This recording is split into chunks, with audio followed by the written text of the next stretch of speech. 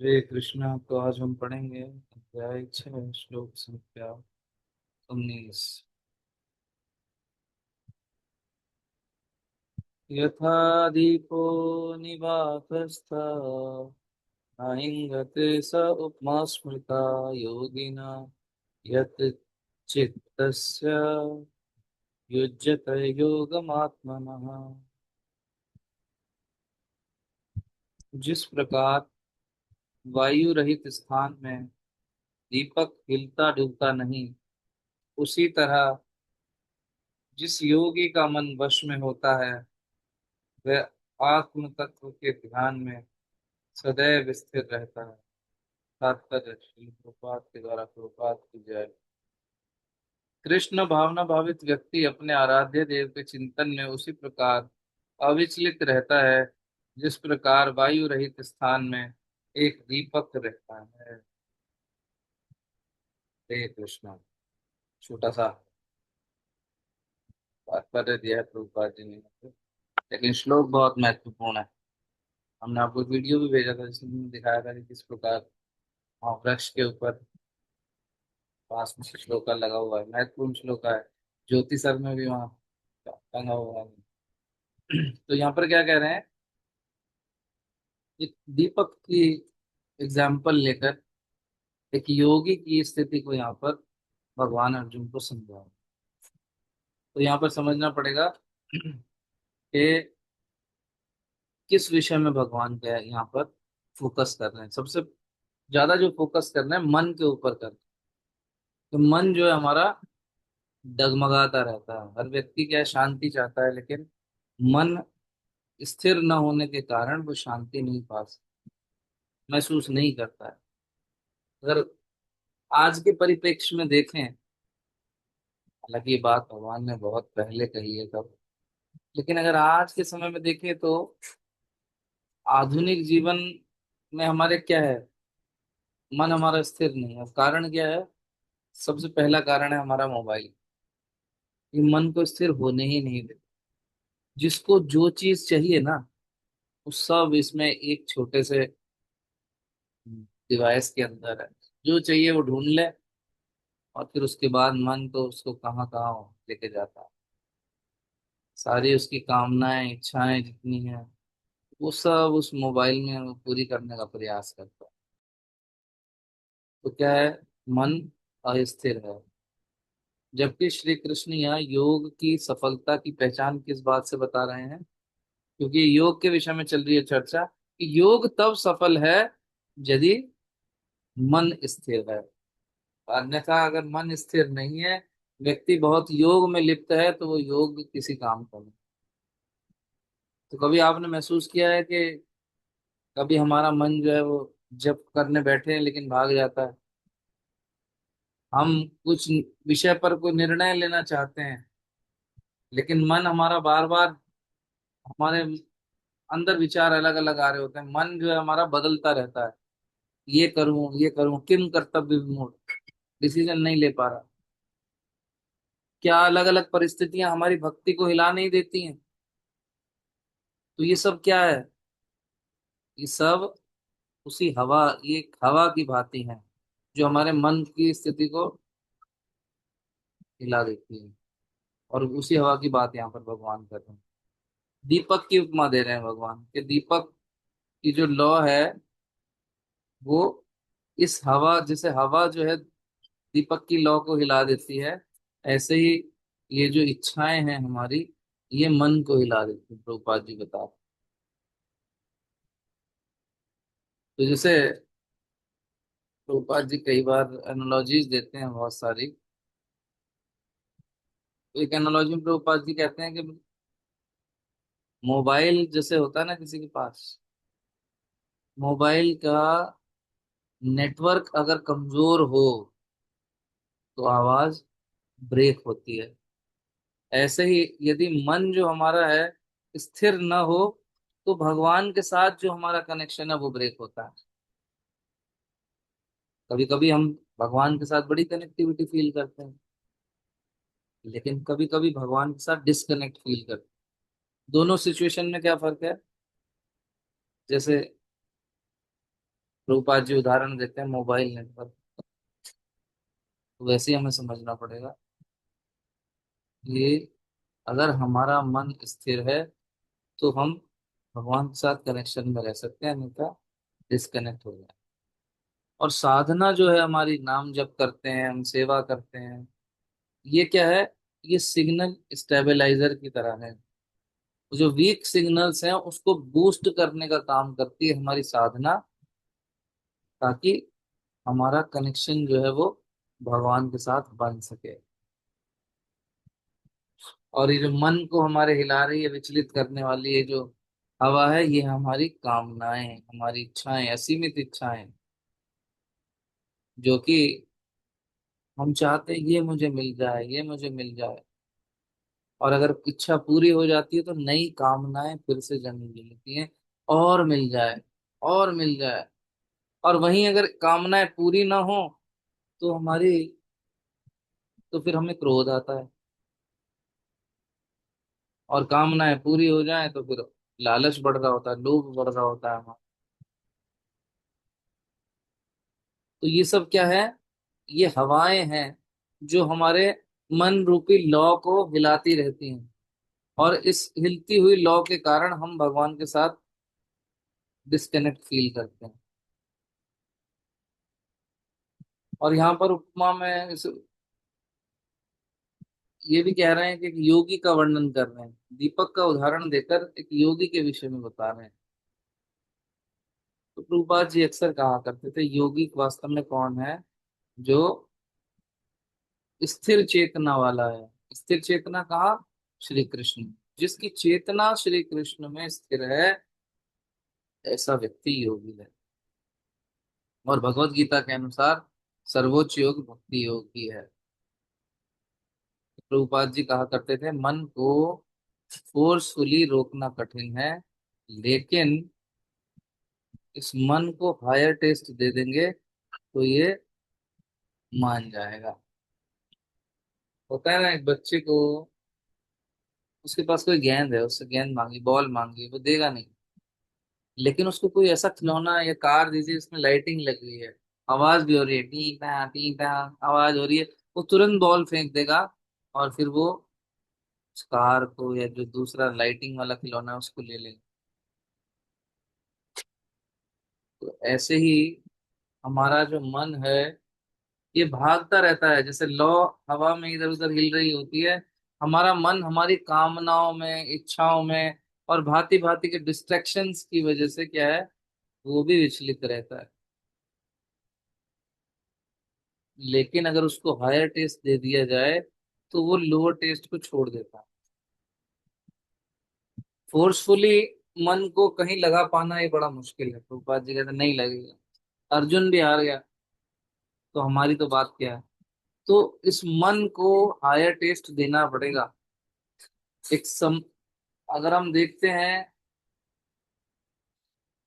Naturally क्या situation रहती है, यदि किसी व्यक्ति को भक्ति करने के लिए कहा जाए तो मन करने नहीं देगा, क्योंकि मन की अपनी सत्ता खत्म होती है। अभी मन जो चाहता है हमसे वो कराता है, लेकिन जब भक्ति जीवन में आ जाती है तो फिर मन को वहां लगना पड़ता है जहां हम चाहते हैं। तो मन को गुलामी न करनी पड़े, इसलिए मन अपना पूरा भरसक प्रयास करता है कि हमें भक्ति में लगने ही न दे। इसलिए जब किसी व्यक्ति से भक्ति करने की बात कही जाती है तो फिर मन उसको लगने नहीं देता है वहां पर। लेकिन जो बुद्धिमान व्यक्ति है, जो साधु संग में रहकर, एक उचित मार्गदर्शन में रहकर उस मन को नियंत्रित करने का प्रयास करता है, तो कुछ समय बाद वो मन नियंत्रित हो जाता है। वो साधु संग में, साधु संग के एक शील्ड की तरह है, जो कि दीपक की लौ को जैसे हवाओं से बचाने के लिए कोई ओट लगा दो, कोई लकड़ी का फट्टा या गत्ता लगा दो, तो फिर, या हाथ लगा देते हैं, तो फिर हवा का तेज झोंका जो है दीपक की लौ को हिला नहीं पाता, बुझा नहीं पाता। वैसे ही साधु संग हमें प्रोटेक्ट करता है। फिर ये कामनाएं, इच्छाएं रूपी जो हवा है, वो मन को विचलित नहीं करती है। तो वास्तविक योग ये है कि हम प्रयास करें कि हमारे मन रूपी जो लौ है, जो ये कामनाओं से इच्छाओं से हिलती रहती है, ये दिल मांगे मोर, और चाहिए और चाहिए और चाहिए, मोर भी मोरनी भी सब चाहिए इसे। ये दिल मांगे मोरनी हाँ, सब कुछ चाहिए, तो रुकता नहीं है ये। लेकिन कृष्ण भावनामृत रूपी जो योग है, भक्ति योग है, वो इस मन की हिलती डुलती जो लौ है, अनियंत्रित इच्छाएं हैं, उसको रोक देता है। परंतु प्रॉब्लम यही है कि मन इतना बलवान है कि वो हमें भक्ति की ओर बढ़ने से रोक लेता है। पहले वो इतने डिस्ट्रैक्शन दे देगा कि व्यक्ति को लगने लगेगा कि भक्ति तो किसी काम की है नहीं, इससे कुछ नहीं होना है, ये छोड़ो, भक्ति और भगवान किसी काम के नहीं है, इनको लाइफ से दूर करो। ये कौन कह रहा है? मन कह रहा है, क्योंकि मन अभी शत्रु बना हुआ है। लेकिन वही मन यदि नियंत्रण में आ जाए प्रयास के द्वारा, फिर वही मन भगवान की सेवा और भक्ति में लगाएगा व्यक्ति को। वो फिर कहीं और नहीं जा सकता। ऐसा व्यक्ति जिसका मन एक बार भगवान की भक्ति में लग गया, उसे कहिए कि तुम्हें क्लब लेके चलते हैं, डिस्कोथेक लेके चलते हैं, उसका मन नहीं लगेगा।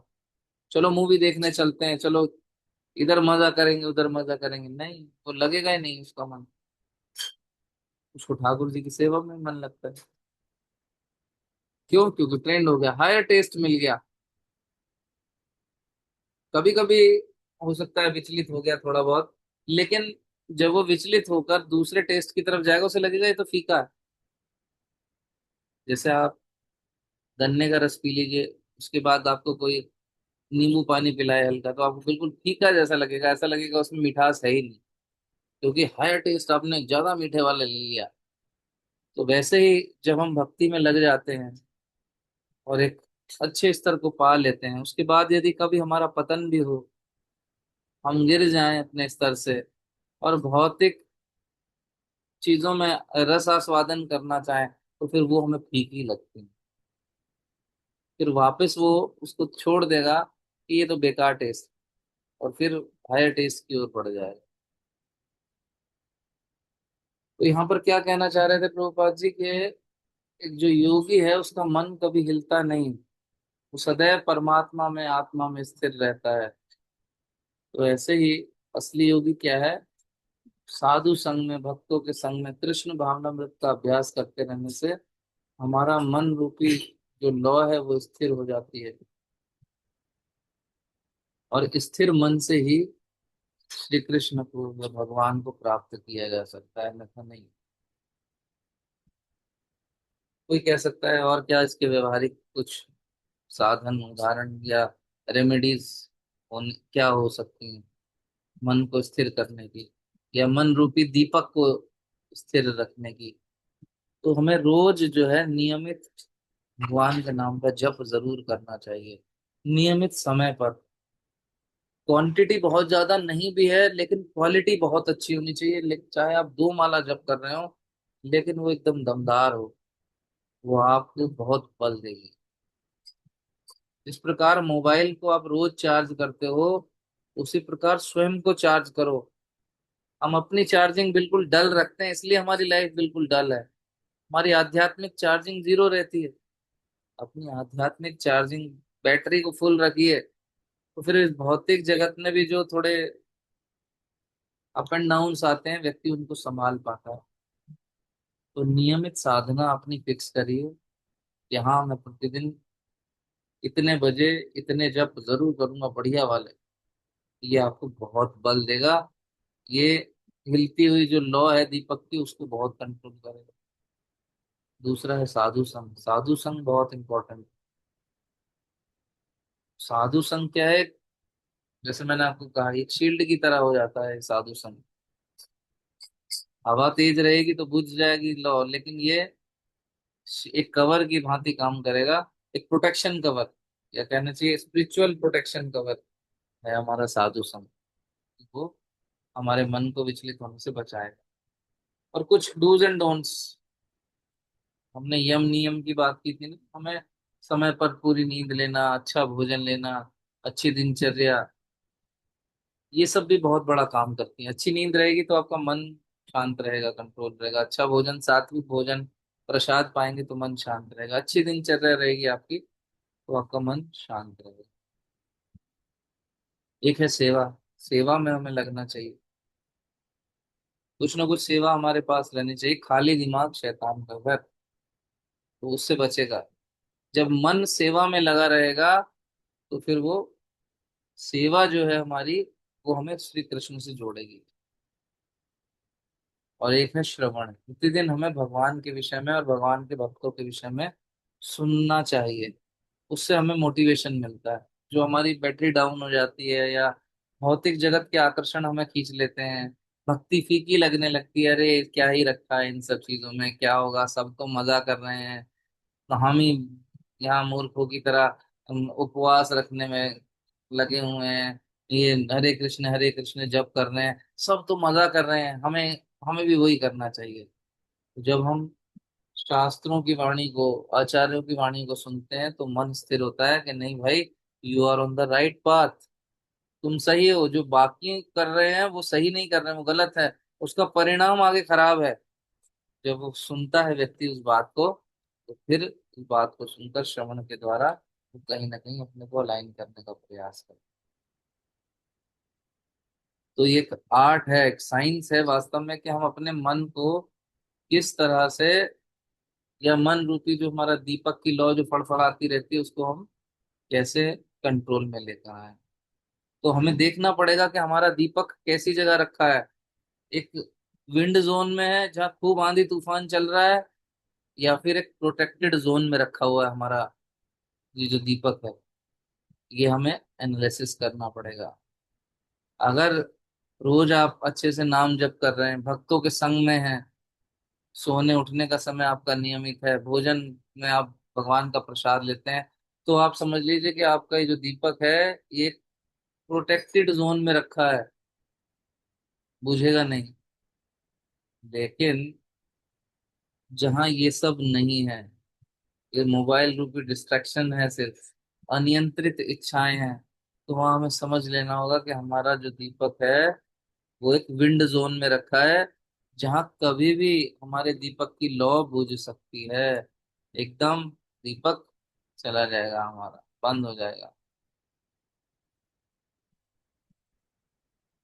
तो ये आवश्यक है कि इस हमारे दीपक को विंड जोन से प्रोटेक्टेड जोन में हम लेकर आए, ये हमारे ऊपर है। और योग का मतलब वो बात बता ही रहे हैं, श्री कृष्ण में मन को स्थिर करना, यही वास्तविक योग है। और यही शांति प्राप्त करने का आधार भी है। तो हमें अपने जीवन में इन बातों को गहराई से समझना पड़ेगा। दीपक की उपमा देकर, एक दिए की उपमा देकर, उदाहरण देकर भगवान उसके माध्यम से अर्जुन को बहुत अच्छी बात समझा रहे हैं। और जो भी मेरी थोड़ी बहुत क्षमता है उसके आधार पर मैंने भी आपको बताने का प्रयास किया है। आई डोंट नो कितना मैं आपको ठीक से बता पाया हूँ, कितना आप समझ पाए हो, लेकिन बात समझने की है कि हम अपने जीवन रूपी इस दीपक को विंड जोन से प्रोटेक्टेड जोन में लेकर आए। और ये हमारे स्वयं के हाथ में। उसके लिए प्रैक्टिकल रेमेडीज प्रभुपाद जी बता रहे हैं, आचार्यज बता रहे हैं, शास्त्र बता रहे हैं, और वही हमने आपको बताने का प्रयास किया। उसमें से जो जो भी आप कर सकते हो, ट्राई विद 1 और 2 और 3 और 4 और ऑल, तो धीरे धीरे ये चीजें हमें समझ में आनी शुरू हो जाएंगी। और हमारे जो दीपक की, हमारे जीवन रूपी दिए की लौ जो फड़फड़ाती रहती है हर समय, मुझे ये मिल जाए, मुझे ये मिल जाए, बस वो शांत हो जाएगी। और जब शांत हो जाएगी तो फिर आप समझ सकते हैं, ये वही स्थिति होगी जैसे एक योगी की स्थिति, जिसका मन सदैव भगवान में स्थिर है। हरे कृष्ण कृष्ण कृष्ण हरे हरे, हरे राम राम राम हरे हरे। भगवद गीता यथारूप की जय। श्रील प्रभुपाद की जय।